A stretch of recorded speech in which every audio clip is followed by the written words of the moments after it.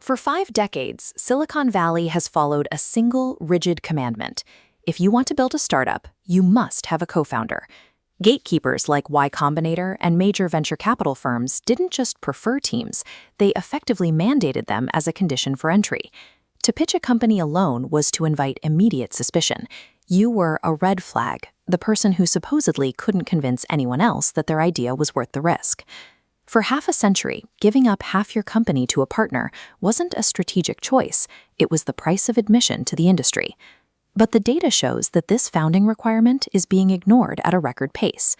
This chart tracks the share of solo-founded companies over the last 50 years. After decades of flat growth, we see a sharp climb to the present day, where solo founders now start 36.3% of all new companies. That's more than 1 in 3 new businesses, the highest rate of independent founding recorded in half a century.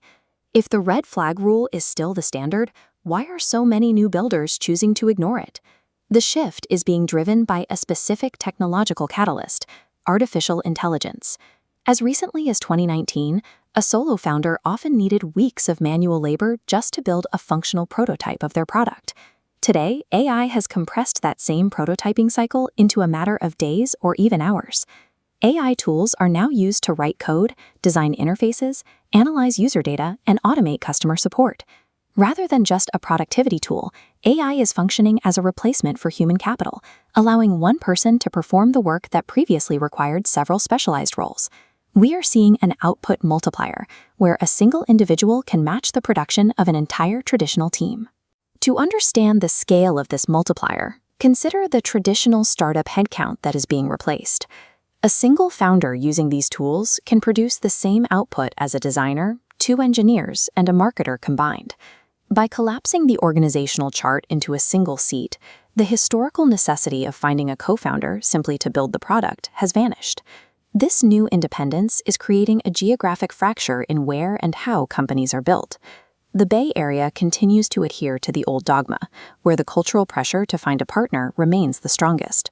New York is seeing much higher rates of solo founding, supported by a local culture that encourages builders to work independently. Los Angeles and Seattle are also emerging as hubs for this solo founding model, moving away from the traditional Silicon Valley requirements. Startups are no longer defined by the rules of a single valley. They are beginning to thrive wherever an independent builder has a laptop and an internet connection. Choosing to go solo doesn't remove risk from the equation, it just changes what those risks are. A solo founder faces individual hazards, burnout, personal blind spots, and the weight of making every decision alone. But they are weighing those against the single biggest risk of the multi-founder model: co-founder conflict. For many modern entrepreneurs, the threat of an internal power struggle is a more dangerous liability than the challenge of working in isolation. The realization driving this shift is that the difficulty of loneliness is a manageable operational risk.